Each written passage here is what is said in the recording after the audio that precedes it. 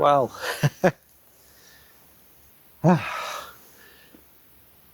welcome back. I've been a bit busy. I've been too busy fixing the damage after Storm Eowyn. So slate off and all the tar paper on the inside of the loft. Some sections got blown out, so I've been fixing that, and I haven't had time or the inclination or the light to come out. But I've come out today.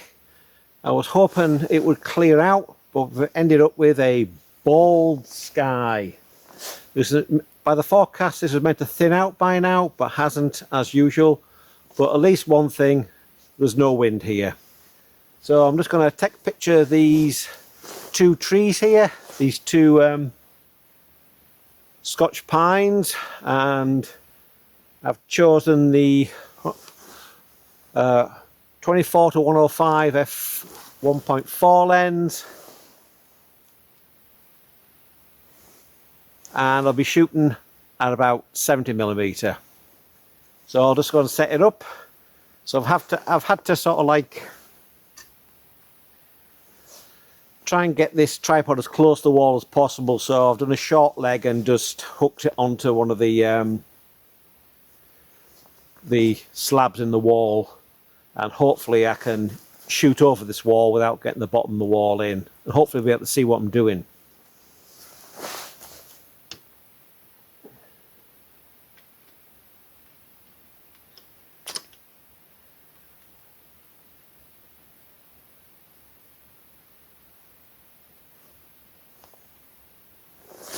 So at times like this, I wish I had a small stepladder.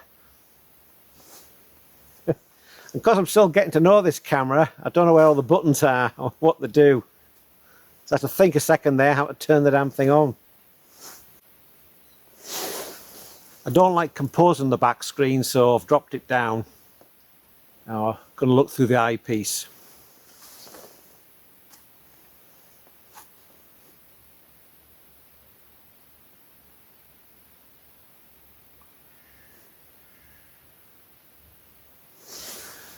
See, this doesn't change the composition much.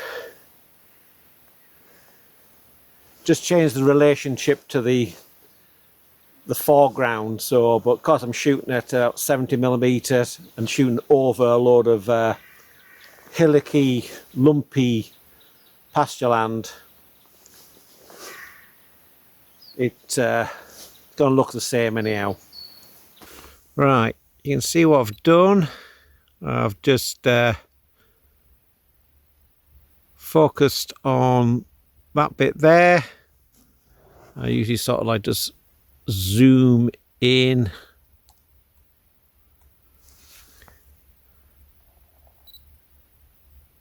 Check it then. Find your bracket. And what I forgot to tell you was I'd overexposed it by about, I did a 5-shot bracket by 1/3 of the stop, just because it just retains a bit more detail in the shadows, and that's what the meter says. But because all this white round here, it needed a little bit extra, so that's one stop overexposed. That's bang on. Then one under, 2 under, and bang on. So hopefully that'll be it, and I'll just have to maybe clone this out or crop it, and might have to do something with the sky, like a sky replacement. There's nothing really much you can do about that at the moment, because the sky is rubbish. There you have it. And here's the picture now.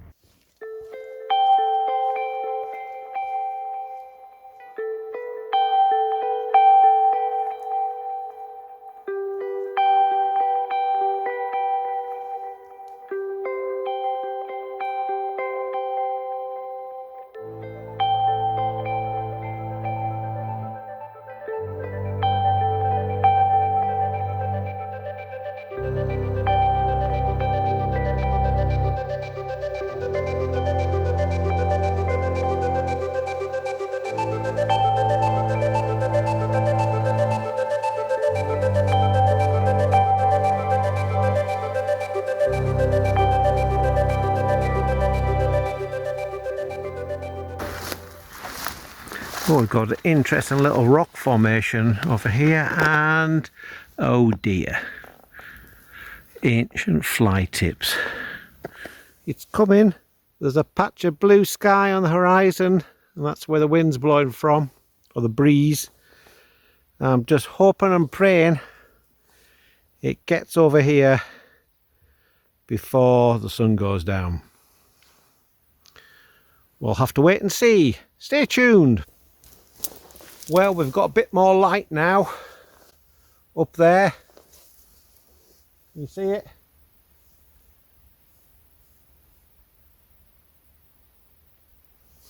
And it's casting a bit more stronger shadow on the ground, and it's highlighting some of the branches. So I've come back to the same tree.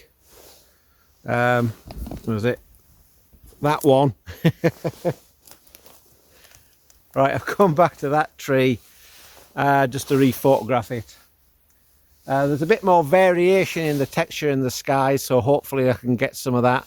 But because I'm zoomed in quite tight, it's you know, yeah, I'm just sort of like really just having about that round there, so there's not a lot of variation in over that area as compared from that area to that area. So I'll just have to see what happens to the light in the sky, and hopefully I'll get a bit more stronger sunlight and a bit of a texture in the clouds behind, maybe a bit of colour. And I've come a bit further down at a more, not straight on, oblique angle, just to separate the trees a bit, and that should give me a bit of a better composition, I think. Only you can decide that. So I'll hang around here a bit longer and just wait to see what happens. Well, that's about as wide as I can go. As you can see, there's some power lines in the shot, so I'll probably have to zoom in something like that, and then maybe clone out the wires. Don't know, just wait and see what happens.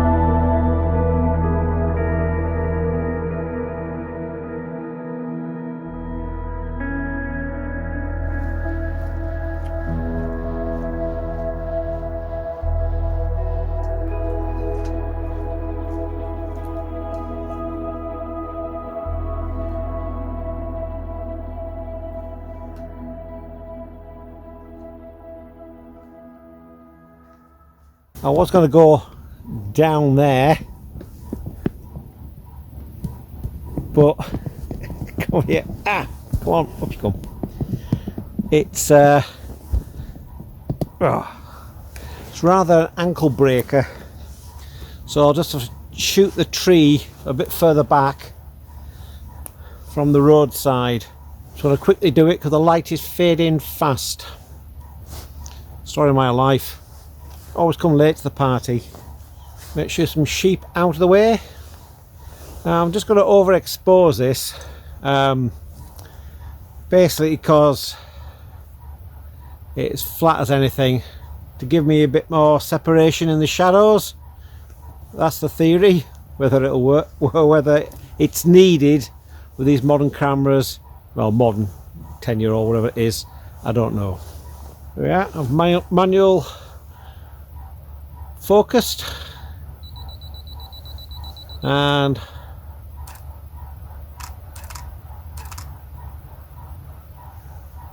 so you can tell it's getting darker. It's just running through those long exposures.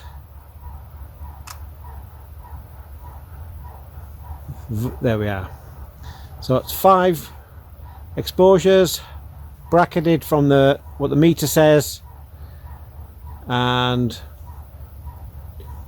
1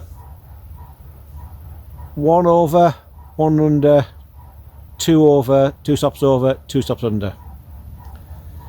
And there's a sheep looking at me thinking, what am I doing?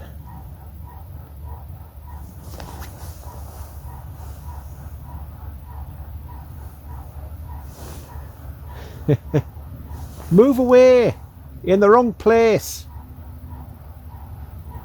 It's pretending not to hear me. I'm still trying to find my way around this camera because I don't know how to use it. I keep forgetting that video because it's different to my 5D Mark II. This 5DS it's a stop button when allocated to video that fires the video, I don't know, rather than the set button on the other one. So I think it's the same button to stop. Yes, that's it. You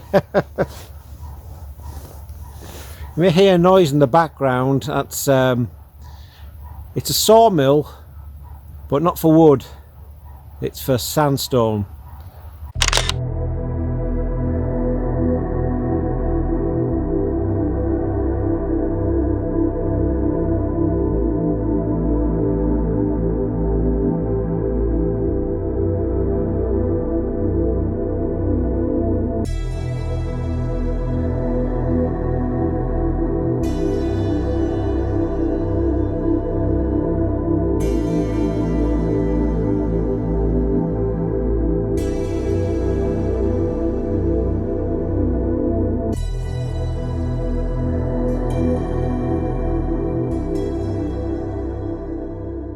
I've just photographed this tree here on its own with a strip of pine trees in the background. I like a bit more separation than this, but you can't have everything, so you work with what you've got. So I've shot it about 60mm and just 3-shot bracket, I mean 5-shot bracket, and that's about it really. Just because I wanted to get a widest possible shot so I can either crop it to a panorama, you know, 6x17 or whatever format, and also there's a bit of just so it shows up a bit more texture in the sky, because if you zoom in you just get a small portion of sky in the background, and that can be quite even over the distance of the composition. But if you're large, then you can see this band here. So in fact I might take another one just to be sure.